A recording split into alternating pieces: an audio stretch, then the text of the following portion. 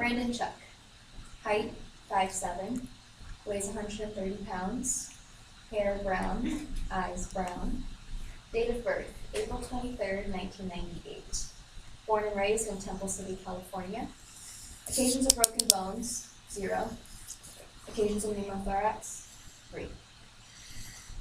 See, when someone deals with a situation like Brandon has in his life, they usually let it take over their lives.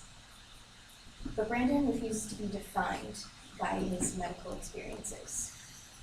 He knows that he is so much more than that. He is someone with passion and ambitions. Since he was 6 years old, Brandon has been playing soccer. He was a part of an AYSO team. He was in a club team when he was around 13 or 14 years old. And of course, he played for his high school team. He was a right middle and a forward, and everything was going great until sophomore year. He was in the middle of practice, and he got these really bad back pains, and he was having some trouble breathing. So he called his dad, and they went to the hospital. And most doctors don't really know what's going on in these kind of situations. So he was transferred to a specialist where he found out that his left lung had collapsed. You see, he had a hole in his lung, and whenever he breathed in, the air would go out to the rest of his body, causing a pneumothorax. Pneumothorax is all that extra air that's in between your chest wall and your lung. So he had to have emergency surgery to get all that air out. So the doctors actually put a metal rod into his chest, which attached to a box that got the air out.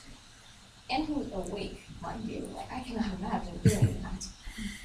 And a year later, it happened again on his right lung, and then again on his left. Most people discouraged him from ever playing soccer again, but that just motivated him to train harder and get back on the field. He never once let this control him. In fact, he let it drive him to go into the medical field and find his passion.